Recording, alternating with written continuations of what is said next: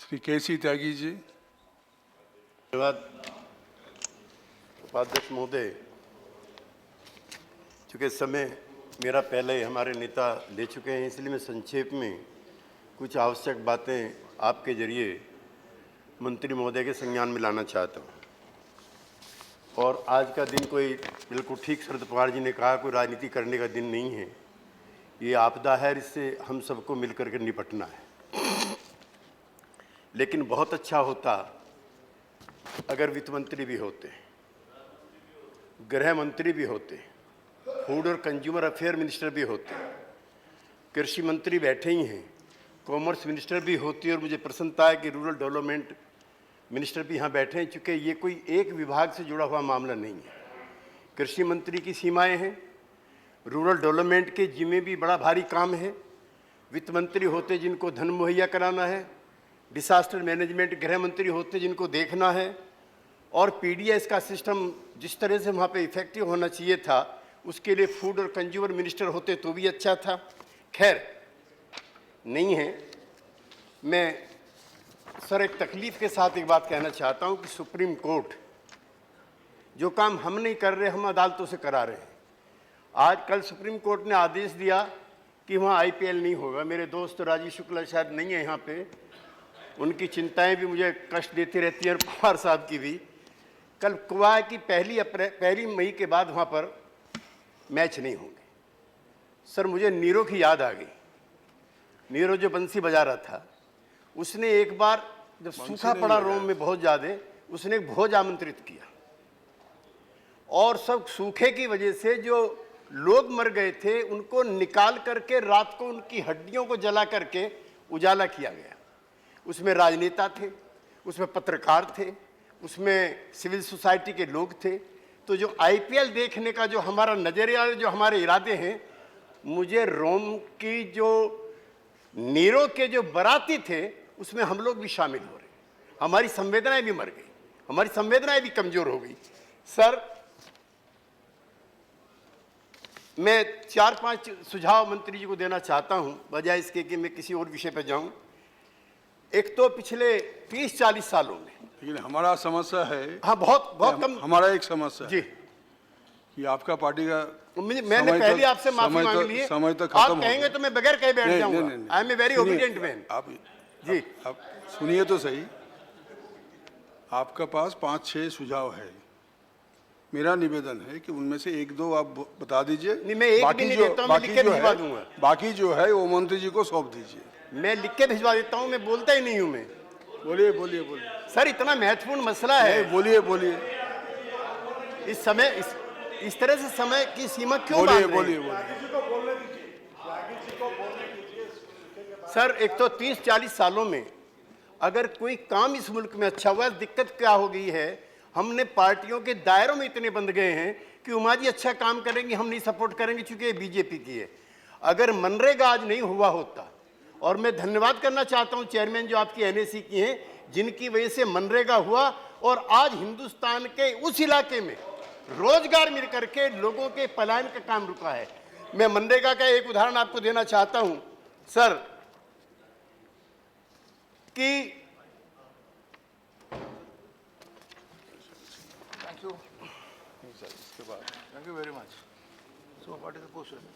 मनरेगा के अंदर केवल 5% परिवारों को 50 दिन का काम मिला है एज ऑन टू।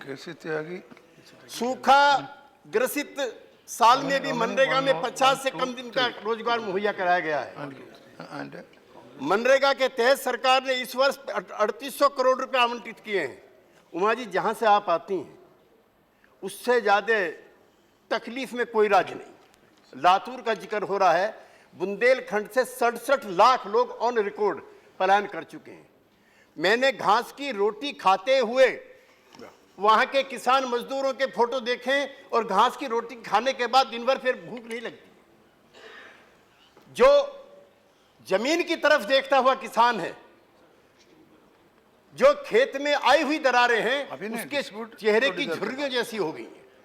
और मानवीय संवेदनाओं का यह हाल है कि कोई काम देश के अंदर नहीं रुकता है। सर एक तो मैंने कुछ सुझाव आपके लिए दिए मंत्री महोदय, और ये आलोचनात्मक नहीं है। आप राज्यों में जाकर के सबको ठांसते हो हेडमास्टर की तरह से, वो भी बंद करो। ये संकट का समय है, राज्य भी आपकी मदद करें और मंत्रालय भी आपकी मदद करें, और हम सब लोग भी कंधे से कंधा मिला करके राष्ट्र के आपके साथ खड़े हों, तब इन समस्याओं के समाधान होंगे। एक तो मेरा कहना है कि किसानों के कर्जे माफ किए जाएं।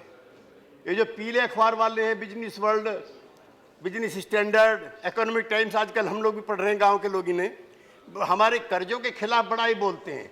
1 लाख करोड़ से ज्यादा करोड़ रुपए के तो कर्जे आपने माफ किए, और यूपीए की सरकार ने भी कई राहत पैकेज दिए 3-4 लाख करोड़ के। 1 लाख कुछ हजार करोड़ रुपए के कर्जे किसानों पर हैं। आप मन बनाइए अपना, और ये भी मदद करेंगे और हम भी मदद करेंगे। नंबर 1, मवेशियों के लिए हालत हो गई है कि जो मवेशी है वो मरे हुए दिखाई दे रहे हैं वहां पर, क्योंकि उनके लिए चारा नहीं है। और मैंने स्टेट हिंदू की पत्रकार हैं साईनाथ, उनकी किताब देखी है कि कैसे कुछ लोगों के कैसे मजे आ जाते हैं जब सूखा पड़ता है। मजे आ गए लोगों के। मुंबई के बाजार में 40 रुपए किलो से ज्यादा की चीनी बिक रही है, 40 रुपए किलो से ज्यादा। वहां पर जितने भी पल्सिस के दाम हैं 2 गुने हो गए हैं। 2-4 होर्डर्स के खिलाफ भी इंदिरा गांधी जी करती थी, हम उनके खिलाफ थे। क्यों व्यापारियों पे अंकुश लगा रहे? व्यापारियों पे नहीं, वो भ्रष्ट व्यापारियों पे लगते हैं जो होर्डर्स होते हैं, मार्केटियर्स होते हैं, प्रॉफिटियर्स होते हैं, और जो ब्लैक करते हैं। इसलिए ये सूखा हम लोगों के लिए तो नरक है, लेकिन कुछ लोगों के लिए वरदान ना बने, इसका इंतजाम भी आपकी सरकार को करना है। सर, अब वक्त आ गया है। मोदी जी की सरकार कई नूतन और अच्छे प्रयोग करती है, मैं उसका विरोधी नहीं, लेकिन वो साहस दिखाएं जैसे उन्होंने गंगा के लिए किया है। ऐसे ही डिसास्टर मैनेजमेंट का एक अलग मंत्रालय बनना चाहिए। ये किसी के अंडर में न रहे। कभी ये कृषि मंत्रालय में चला जाता है, यहां से कोई ताकतवर मंत्री गृह मंत्री बनता है तो फिर गृह मंत्रालय में शिफ्ट हो जाता है। तो ये जो शटल कॉक की तरह से घूम रहा है इतना बड़ा महत्वपूर्ण मंत्रालय, और इसके लिए फाइनेंस मिनिस्ट्री से बाकायदा ऊंचे पैमाने पे फंड्स का एलोकेशन होना चाहिए। मनरेगा के अंदर जो लाइफ लाइन है, जब हम जनता पार्टी में थे, मुरारजी भाई ने काम के बदले अनाज योजना शुरू की थी। मेरे मित्र मुस्कुरा रहे हैं, रविशंकर जी, ये उस समय युवा नेता थे। इसलिए काम के बदले अनाज की तर्ज पर कम से कम 150 दिन का काम उपलब्ध कराया जाना चाहिए मनरेगा के तहत। ओके। किसानों के बच्चे जो पढ़ाई के लिए कर्जा लिया, उनका कर्जा माफ होना चाहिए। सूखे से पीड़ित किसानों को मुफ्त बीज, खाद और अन्य खेती से जुड़ी सुविधाएं। बस दो चीज और है सर। किसानों को मुआवजे की राशि एकमुश्त भुगतान सुनिश्चित कराई जाए, और कंज्यूमर अफेयर मिनिस्टर नहीं है, नेशनल फूड सिक्योरिटी एक्ट के तहत सूखा पीड़ितों को पीडीएस से राशन उपलब्ध कराया जाए। यस। और सर, यस, जो सबसे महत्वपूर्ण मैं कहना चाहता हूं, बहुत अच्छी योजना चलाई है प्रधानमंत्री ने, मैं उसका स्वागत करता हूं। लेकिन रविशंकर जी, 20% से भी कम किसान बीमा कराते हैं। वो आपकी बीमा योजना उस तक नहीं पहुंची। आपकी योजना होगी अच्छी, और जितना राजस्थान के किसानों को बीमा का मिला है राहत कोष के रूप में, किस्त के रूप में, उससे 6 गुना ज्यादा जो प्राइवेट बीमा प्लेयर्स कंपनियां हैं वो खा गई हैं, वो ले गई हैं।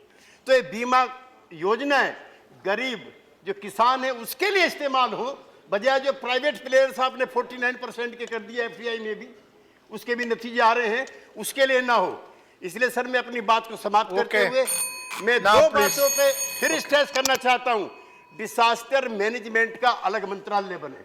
मोदी जी नूतन प्रयोग करने के आदि, एक प्रयोग ये भी करें, और दूसरा ये किसानों के सारे कर्जे माफ हो, वरना महलों की रोशनी तब तक सलामत है जब तक झुग्गी में चिराग जलता है। झुग्गी का चिराग जलना बंद हुआ, महलों की रोशनी सलामत नहीं रह पाएगी। अध्यक्ष महोदय, इसी के साथ मैं अपनी बात समाप्त करता हूं। Fine, thank you.